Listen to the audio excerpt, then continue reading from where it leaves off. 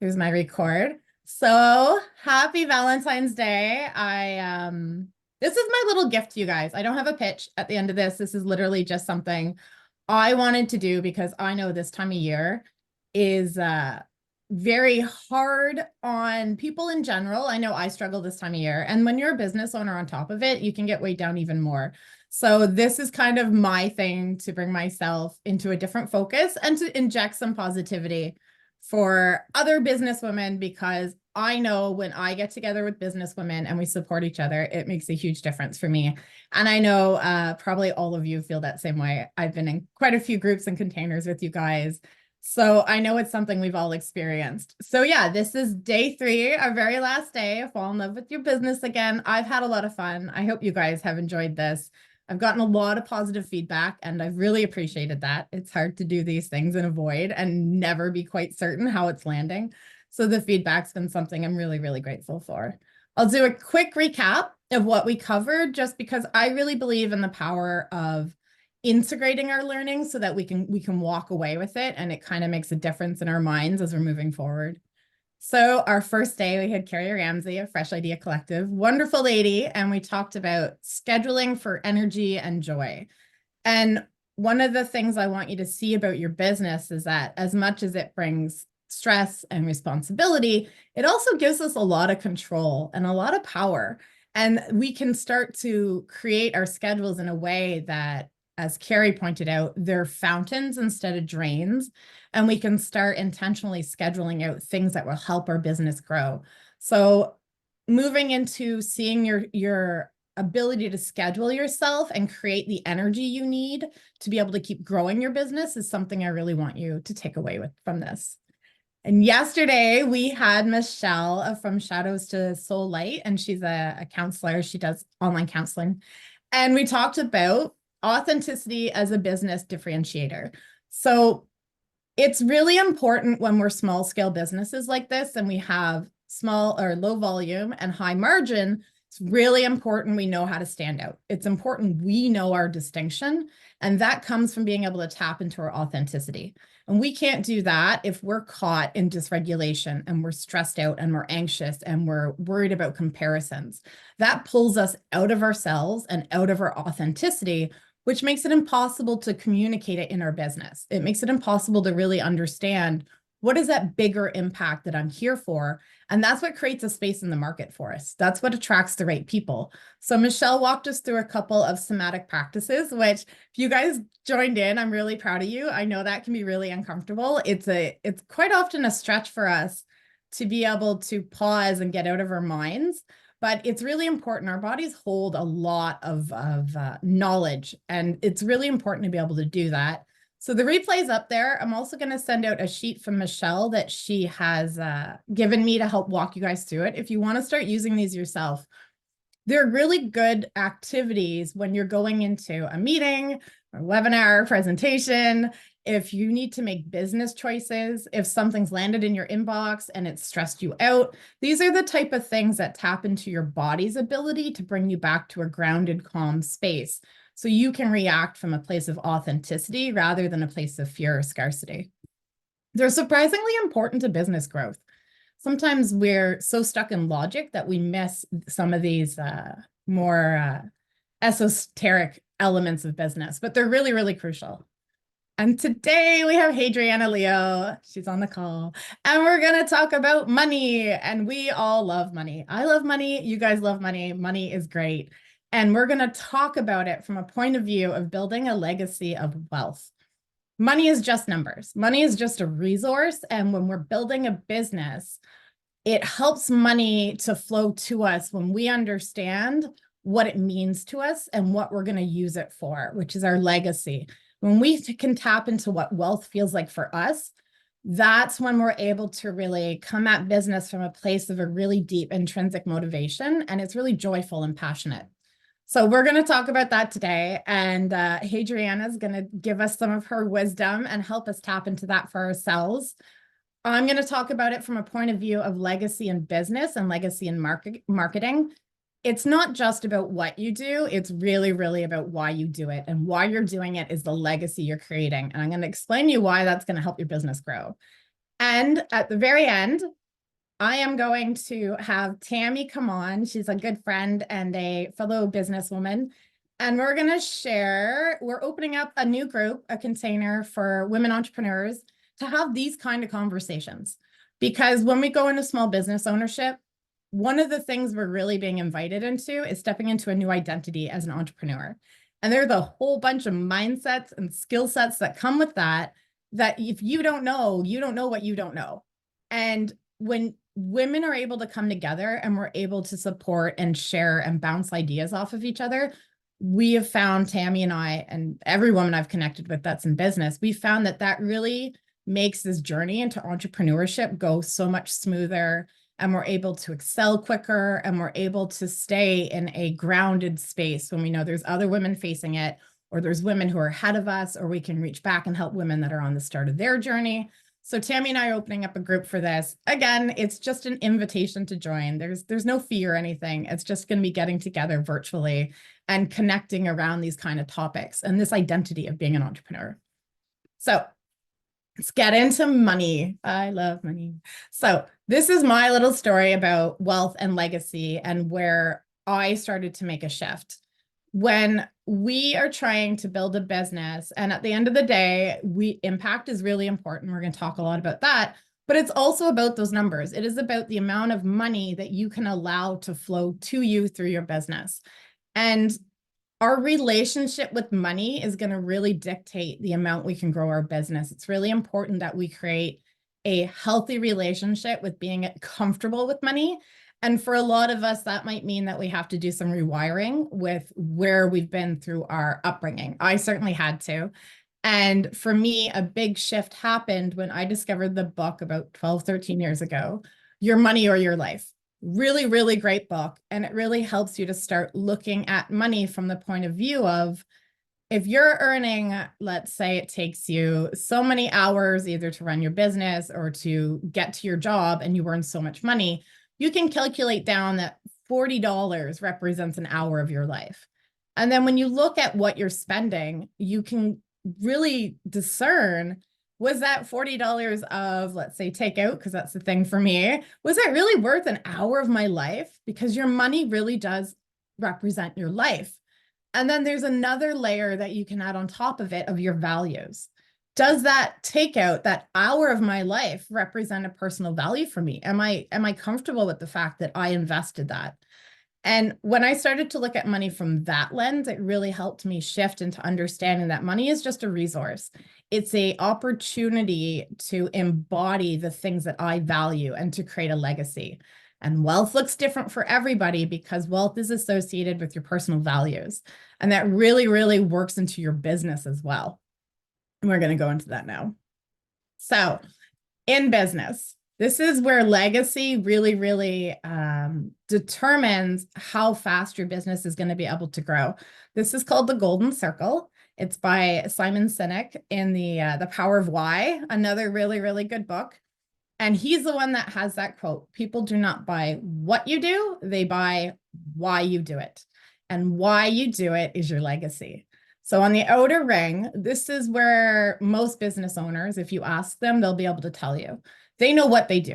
They know the product or service that they offer. It's a very easy answer. When you move in one ring, we're talking about how you do it. And we touched on that yesterday quite a bit when we talked about how your distinction, and when you can tap into your authenticity, it really helps you understand how you're approaching things in a unique way that is completely distinct to you. So you are not a commodity, because whatever your journey is, whatever your story is, whatever your approach is, it's not replicatable. Other people cannot be offering the same business as you because it's come from something very internal, and that's your how. And then in the inner circle is our why. And this is actually really, really crucial to business, but very few people are able to articulate it. And if we can't articulate it, it means we can't share it with our audience, which means they're incapable of connecting with it. So your why is really your purpose or legacy. When we build a business, there's something about our product or service that impact we want to make on someone's life. It's a legacy we're trying to leave. It's a bit of space in the world we want to open up. and invite other people into. This can sound really, really almost grandiose. And when you're talking a really big business like Apple, we can kind of be like, okay, I get how they have a legacy, but I'm selling coffee. There's no legacy behind coffee. But when we actually look at it deeper, there's a reason why we do it. And it actually really does go as deep as that. And I'm going to share an example so you can understand how this plays out and why it makes a difference between a business that's capable of succeeding and one that possibly will just fold under. So I live in Quinte West. I live in Trenton specifically. We're a pretty small city. We don't exactly have a bustling downtown, to my dismay. I would love to see it really, really active, but that's not the reality right now. And in downtown Trenton, we have this stellar coffee shop called the Grind and Vine. It is Instagram famous. It's pretty much a local tourist attraction. The owner that's built it, he literally is a student of entrepreneurship, incredibly creative, business-minded guy. He's won awards. So we have this really, really market leader. It's very dominant, very well known. Probably more people know of the Grind and Vine than they know of Trenton. And I knew a couple of years ago, I think probably about 4, a business owner who decided to open up around the corner her own coffee shop. They sold the same what? They had the exact same product that they were offering. And she actually didn't even offer in seating because she had a really small space. She kept it very modest, very humble. But despite the fact that their what was the exact same, she had a lot of confidence behind her. She had a bit of a how. Her distinction was she was focused on being environmentally friendly and sustainable. She had compostable cups. Everything was locally sourced, but she wasn't super aggressive with it. It wasn't a really, really strong distinction. It was just a slight nuance. But her why, even though all she was selling was coffee, she knew the space in the community that she wanted to open up, the legacy she wanted to build, was to give people who weren't Instagram style people a place they could come and grab their coffee. She was really tapped into the community. She does a lot of volunteering. And she saw that, yeah, the other coffee shop's really, really great for certain people, but there's some of us who are a little more blue collar, we're a little more down to earth, and that's just not our vibe. So she started her very own coffee shop, which everybody I talked to was like, it's never going to work. She's right around the corner from the Grind and Vine. Why would she even bother? This is such a hassle. She went through COVID. She went through the last 4 years. And earlier this year, she actually moved into a new space, which is 3 or 4 times the size. She now includes seating. And did she not move just down the road from the Grind and Vine? She actually moved closer. But she has created a sustainable business that's been able to grow, not because of her what. Her what really should have had her fold under. She did everything wrong in terms of her what. She opened up a coffee shop around the corner from a well-established market leader. But her why was so strong that she was able to grow her business. And when we were talking yesterday, we talked about Maslow's hierarchy and how because we're small scale and we have to have that high price point, we have to be high margin, we're really going to be meeting the needs of people that are on the higher end of Maslow's hierarchy, where they're looking for social connections, esteem, and self-actualization. And a really big part of that is woven throughout legacy. When we talk about people that have their physiological and their safety needs met, they're starting to move into a space where they are considering the greater impact and the greater repercussion of their choices, including their consumeristic choices. This is what I call conscious consumerism. And we have a lot of those people that will be purchasing from businesses like us. They're intentionally choosing to engage with somebody who's offering a higher price point because there's something they believe in behind it. And that's actually a form of legacy. So when you're building your business, your legacy is going to be what causes your business growth. It's going to be what allows you to compete with the well-established Instagram person around the corner. If you can clearly communicate it and you can hold true to it, you will attract people who are more than happy to exchange their money to invest in your legacy because it matches their legacy. Money is really a choice. It's a vote. And when we are able to dig into our business and understand at the core of it is that why and that legacy, that's when we're able to tap into the audience's desire to build their legacy through their money and their wealth. So I'm going pretty fast today. Here's marketing. I love marketing. I'm a marketer and I really, really do love it. This is where marketing becomes art more than a science. When we're talking the tech of marketing, it's very sciencey. This is where it becomes about psychology. And when we're talking legacy and marketing, there's twofold ways we come at this, where we embody our legacy as a business, our why, and then there's also building the legacy of your brand. This is one of the things that large-scale businesses have over us small-scale businesses, not because they have stronger brands. I actually believe we have stronger brands, but because they understand the power of their brand. There is no such thing as a startup or a multi-million-dollar business that decides to launch that has not heavily invested first in building a brand. They understand this is make or break. Brand equity, this is called the brand equity model. Brand equity is actually the value of all the big businesses we know. Coca-Cola, Red Bull. It is not their operational value. It is not the amount of product or services that they hold or their assets. Their biggest value is actually the brand equity they have built up over the years. That's where you can take a Red Bull label and slap it on top of anything, and you can now charge a much higher price because the value of the Red Bull brand, the equity has been built up, and that is a legacy. If you want a business that you're going to be able to grow and you'll be able to lean on what you've created behind you, you don't want to be running in the same circles in 3 years.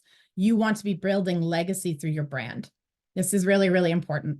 So this little triangle is the psychological process and the timeline that our audience goes through as we build brand equity with them.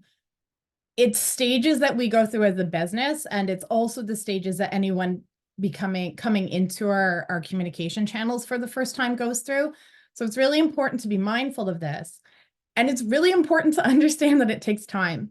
I have a bone of contention with people trying to sell merch. This is something I see happen quite often. And it's like they've been in business a year or two and they're trying to push their merch. And I have to sit down and talk to them. I'm like, have you built brand equity? Like, what do you mean? Like, your merch is only worth something when your brand has equity behind it. Nobody wants a mug with your logo on it just because you want them to want it. That logo has to embody some kind of value, which means you have to have built brand equity. But once you do that, you can sell merch. I sell merch for my gym client, and it's a lot of fun because we've invested in building this equity. That's where this becomes a legacy for your business. And that's where you get to move from just providing your product or service, and you get to move into other areas because now the brand itself is an asset and you can start applying it to different things. So the first stage is brand identity. This is where the audience goes, oh, who are you? This is that moment where they enter awareness. You probably hear that a lot if you've ever looked at marketing. This is where your stuff first pops up in front of them. They first get to understand that you offer a product or service. This is the very, very first touch point. The second one, once they're aware that you exist, is brand meeting, which is, what are you? Okay, so you're a coffee shop. What kind of coffee shop are you? This is where that distinction we talked about yesterday is really important, because in this stage, they're now trying to discern, what are you? They're trying to discern what makes you different, what values are you holding, what legacy are you building? And then once they have been able to accumulate enough knowledge and enough exposure to know this about you, they move into a brand response. And this is, what do I think or feel about you? This is what kind of connection now, emotional connection they have with your brand. So for the coffee shop, because she was very down to earth, very blue collar, the people who that were a fit for, the people who really resonated with that, that became easy for them to say, like, well, what do I think about you? I think you're my kind of coffee shop. How do I feel about you? I feel very comfortable and very welcomed and warming. She would literally sit there and talk to you for a half hour. I actually had to boundary myself because I would go in there and dominate her for, like, she had all the town tea. That was my favorite place to get the town tea. And I'd sit there and gossip with her. It was amazing. But that was where, this is where, once they have your meaning and your distinction and your identity, this is where they start to make an emotional decision, an emotional connection to you. You can have it where you're not a fit. So someone who is a fit for that coffee shop might have walked into the Grind and Vine, even hearing about how amazing they are. And the Instagram thing just isn't their vibe. So for them, the brand response might have been like, it's just not for me. It's too flashy, right? So the exact same business can have different responses, which is why it's really important you are genuinely embodying and you're genuinely communicating through your marketing and your brand what your business is based on, so that the right people will be able to have an emotional connection with it. And the people you aren't a fit for can find somewhere else that's a better fit for them. And then at the very, very top is brand resonance. And this is where people start to decide, how much of a connection would I like to have with you? This is where they decide, do I want to have a relationship with this business? Is this business a fit for me? Am I willing to invest my money in exchanging for what they have to offer? But because it's not just a transaction, it's really an investment in all of these different pieces. It's important that we understand I'm selling coffee, but really what I'm selling is this brand meaning. I'm selling a legacy and I'm selling a distinction, especially when you are high margin. So we're never going to be like, I'm selling the cheapest coffee in town. We can't do that. Tim Hortons is always going to be able to do that because of their scale. But when you can layer on meaning and distinction and legacy, that's when people choose to engage in a relationship with your business, because you are fulfilling their own value system and they are willing to vote with their dollar for the legacy that you are building. Shopping local or small scale, we have such an incredible advantage in this game that we don't leverage enough, because there is a huge market who their value system tells them to support entrepreneurs, to support small businesses, to go downtown and pour their money in, to find the mom that's supporting her kids. There are a lot of people that are looking for those opportunities with their money. And if we're not willing to communicate a genuine authenticity about how we feel about our business, they're not going to get the opportunity to connect with us. They're not going to get the opportunity to see that they can invest their money into this brand and into this legacy to support their own values. This can fall apart at a couple of different spaces. If we don't put out enough information about our business and we don't go to market, people won't even get a chance to enter that brand identity, getting to know us. So if they don't get to know us, they can't climb up this ladder. We can't build brand equity with them. Brand meaning is the other space where you have a lot of control and we can fall short. So if we're not mindful and intentional about building our brand and really letting people understand what our values and our legacy is and our distinction, we're too watered down and there's no substance for them to attach to. So they can't develop an emotional response, and then they can't make a decision about what level of connection they want to have with us. The other piece is, and some of us have probably experienced this, sometimes you encounter a business that there's something about the way they're operating that doesn't work for you. It actually turns you off. And that brand meaning becomes something that creates a negative response. And then the decision you make is, I do not want to have a relationship with this business. Even if their what is a fit for something that you need. If you've ever been like, I just can't do it, I just cannot walk into that store and purchase this thing, it's because the brand meaning created a negative response for you, which then made this answer a no. So when we have the leverage of controlling our communication, we have the leverage of what we put out on social media, what we put out on email, how we're presenting ourselves and our business. This is a powerful point to really take control of, because it creates the rest of this little pyramid we have here. So that's legacy in business and marketing. And now I'm going to give the floor to Hadriana, and she's going to tell us about how we connect to our legacy and our wealth. Awesome. Thank you so much, Cheyanne. Isn't she just a wealth of knowledge? I love these triangles, pyramids, and all of that information just bottled up for me. I don't need to read the book because Cheyanne just gives me what I need. Thank you for that. Great information. And I can appreciate, like you shared, sometimes the whole concept of legacy is just grandiose. It's like larger than life. And as entrepreneurs, sometimes it's hard for us to resonate, to figure out how this whole concept of legacy, kind of how it fits for us, for where we are at this stage of our business, for where we are in this stage of our life. I'll tell you that I'm going to boil this down for you to two questions, just two questions that I'm going to want you to sit and ruminate on anytime you feel out of touch with what your business can do or where you want to take it or the whole idea of money. Okay, so show of hands, just do it. Just put your hand up if your camera's on or pop it up. How many of you love money? Okay. How many of you love the money that your business is creating?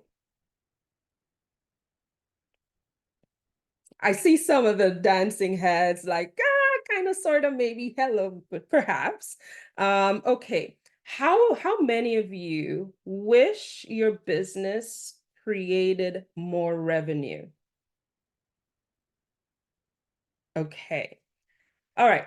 And I'm sure there are others who, for whatever reason, you're thinking about this, you're watching the replay and you're honestly, I don't think there's anyone who didn't put their hand up, whatever time you're watching this. Everyone, most people anyways, would want to create more revenue from their business. And it doesn't always mean that it'll cost you more time. One of the biggest blocks for me in my business when I was starting out was I would actually turn away opportunities because on the subconscious, I always thought that making more money meant giving up more of my time. And for me, my time is like my most precious commodity. I'm private. I love time. I love giving time to those things and those people that are most important to me. And every moment that I was not doing that, I felt like it was like robbing me. I did it with great reluctance and it wasn't smooth. It didn't flow. Um, the two questions that I'm going to ask you helped me to resolve that conflict. It helped me to see that one, I don't always have to be giving up my time to create more revenue. That's one. And it also helped me to see that, no, I am gifting this to the people that I serve. And because they value this, they're willing to offer their money as an exchange for it. So a little bit of a reframing there, but these two questions are going to be very, very vital. I found it to be vital for my clients, and I'm sharing it with you because sometimes it's simple. I put this post up. It's a quote that I keep. I am the queen of overanalysis, overthinking, over everything. Okay. So I remembered seeing this quote one time that says, the questions are complicated, the answers are simple. Okay. So the questions are complicated, the answers are simple. I love when I can share concepts that help to simplify what could be grand ideas, but bring it down to you where you are now. At every stage, you can use this. Now, let's backtrack. In the days when we did all these in-person events, one of my signature presentations for entrepreneurs was called Success Beyond the Balance Sheet. And trust me, I'm the money coach, I'm the money everything. And I actually showed entrepreneurs how they could measure success outside of the dollars. Because what I was finding is that a lot of entrepreneurs, like we were saying before, Cheyanne, we're measuring ourselves up against the Coca-Colas of the world and the Nikes and all these other people that have great success. And we're not at that stage. We're looking for $1 million. I had a coach one time. This is funny. I had a coach one time. And, her tagline is all about, helping us all be millionaires. And I was coaching with her for like a year. Great program, by the way. Let me just say that. But she took us behind the scenes of her business one time. And I'm like, oh, this is great. This is fantastic. Let me see how this is going. Her $1 million of revenue, first of all, it's not $1 million of profit. Let's just be clear. It's $1 million of revenue was created by spending about $300,000 on advertising. Ho, ho, ho, ho.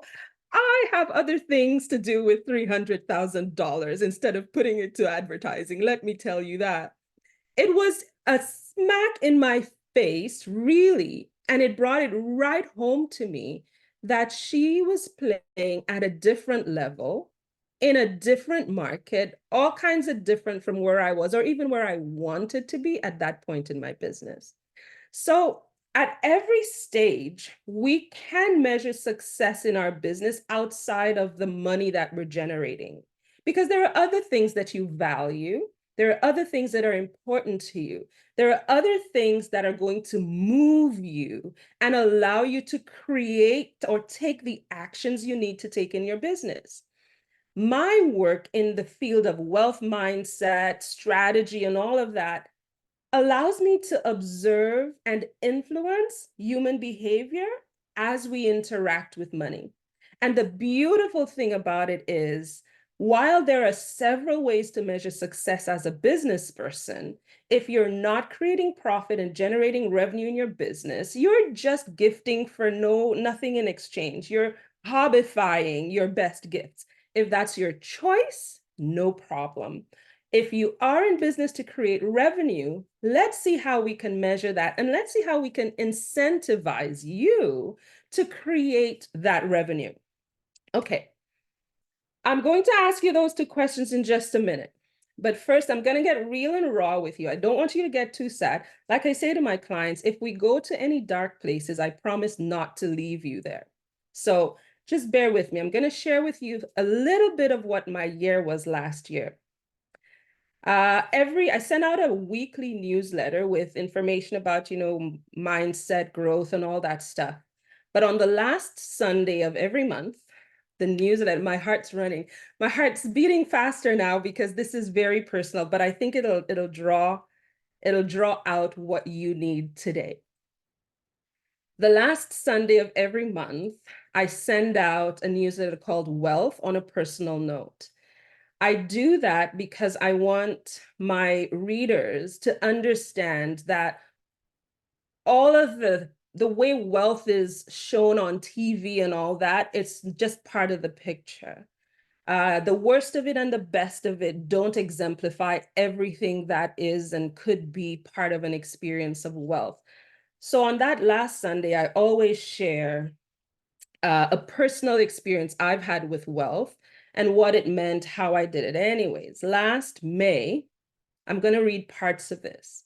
Last May, I sent out this newsletter, and the first line said, "Tomorrow, I bury my dad and my brother." So this was last May, May 28th. I'm going to skip a few parts and I'll say, how does wealth help with grief? Truth is, it doesn't, not directly. There isn't enough money in the whole world that can eliminate the pain of loss. However, my wealth has helped me to contribute to the process in meaningful ways. For example, my decision to be an entrepreneur allowed me to just shut things down, go home to St. Lucia and support my mom. I just made sure that my daughters were okay and I was on the next flight out. Second, I was able to spend money on plane tickets, on clothes and other necessities without having to worry about it. Third, of many reasons, but the last one that I shared, money will pay for as many sessions as I need with my therapist. And I will need her as I process all of this in healthy ways. So even as my heart is heavy, I am thankful and can see many, many reasons to express gratitude for my wealth. For you, as you read this, make your wealth a priority now. And I continued on and I said, now my wealth will allow me to grieve with grace. So that is a snapshot of my year last year.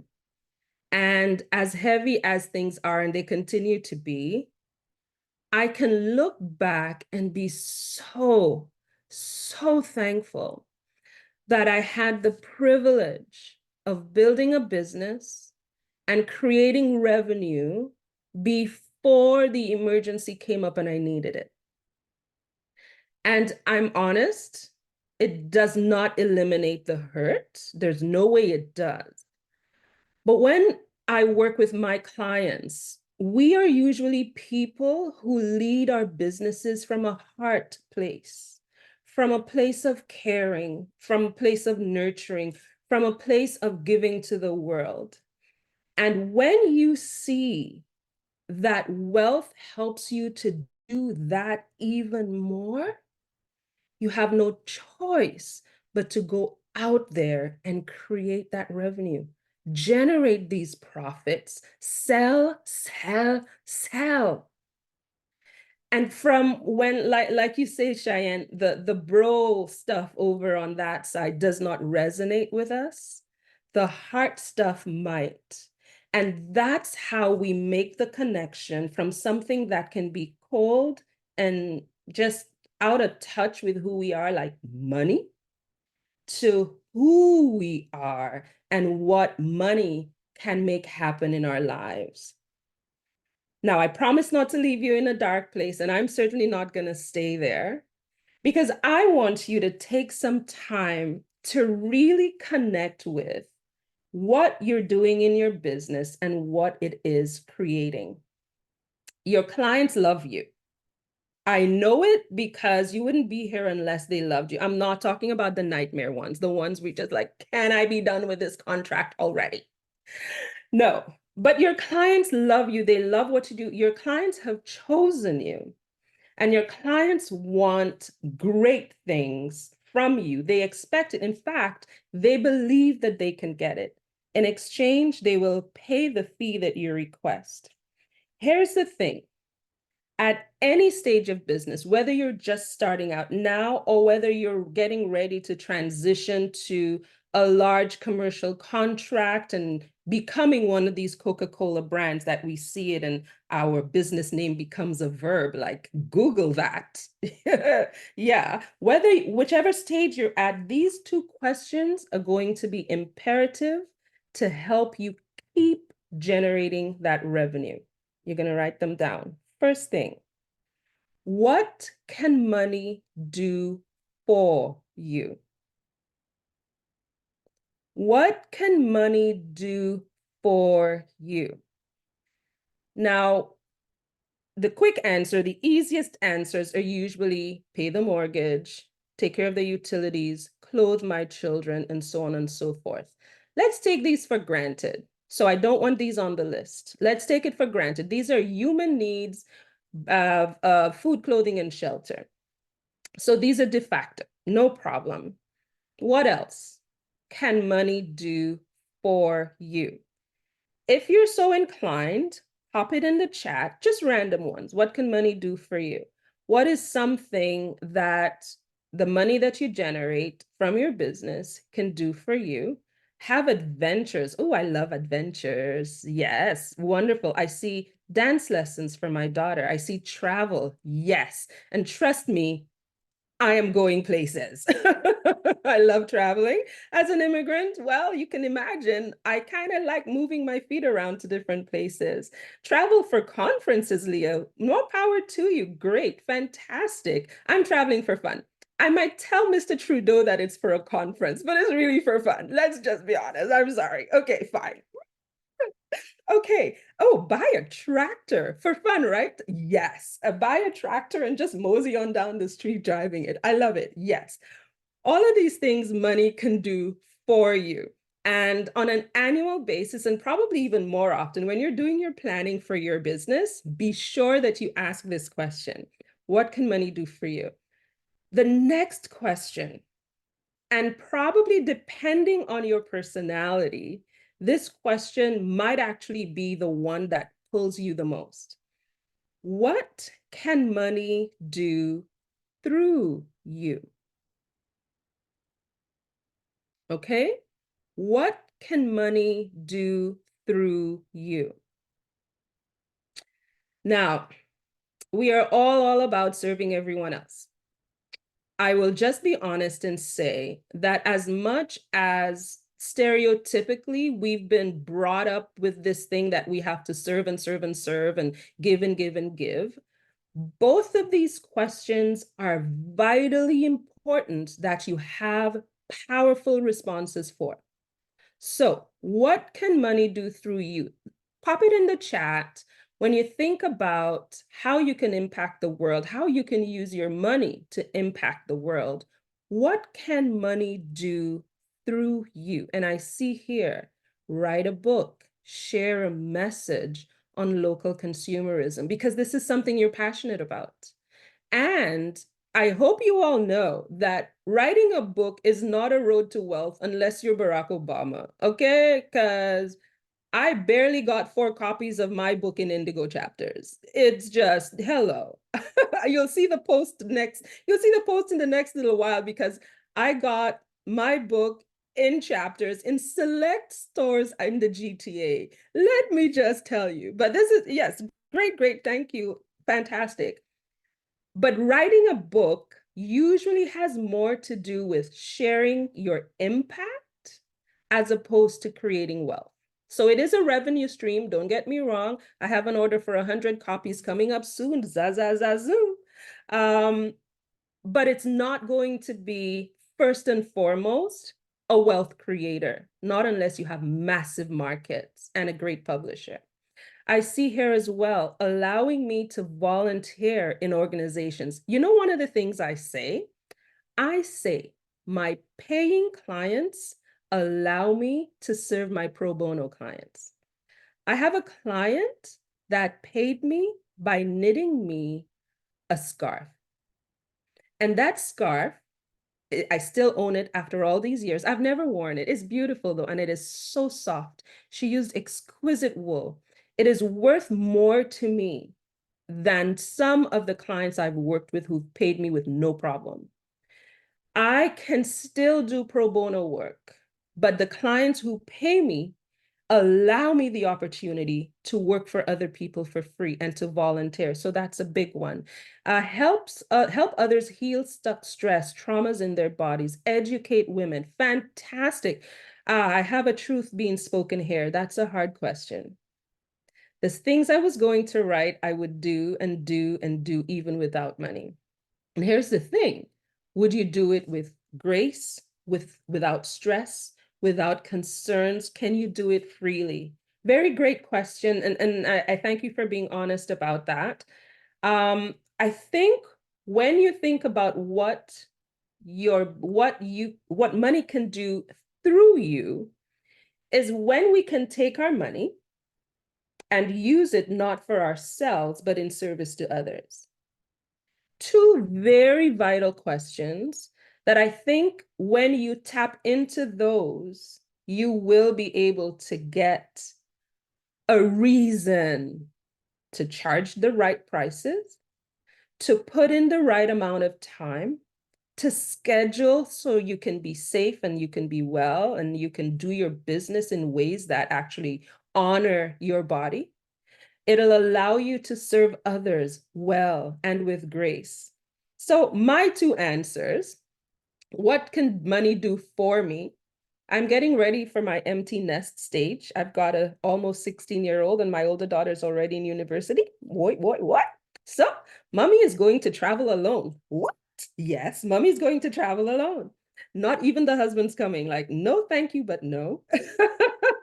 So my goal this year is to travel on my own for business and for pleasure. So that's one thing, that's part of my annual planning. That's one thing that money will do for me. What can money do through me? And this one, it's kind of here and there, but I want to alleviate some of the pressure my husband is under in order to provide. So we have other businesses that we run and so on. I think sometimes he feels a lot of pressure because there are moving parts and, I want to be able to say, you know what? No.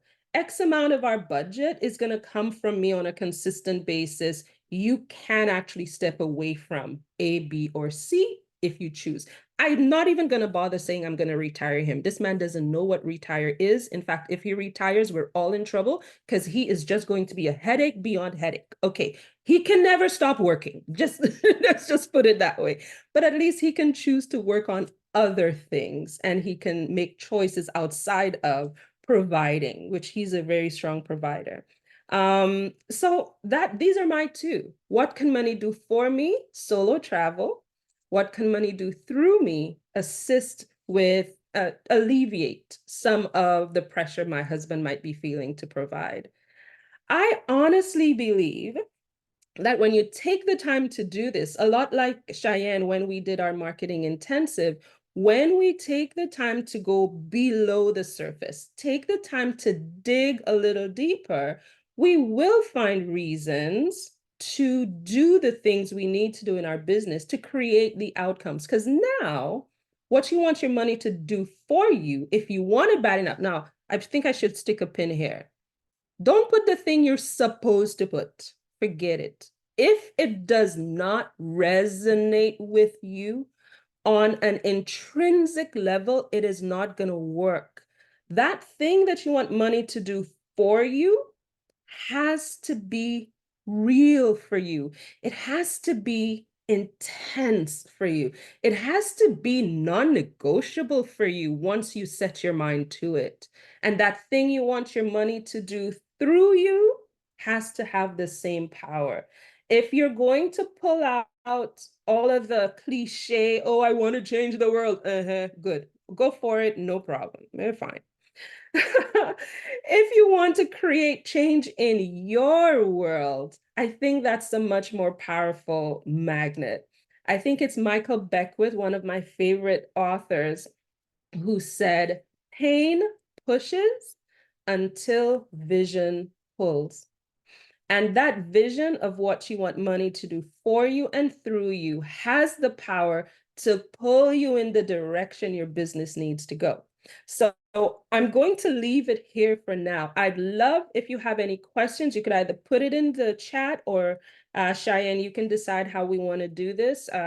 But don't underestimate the power of these answers.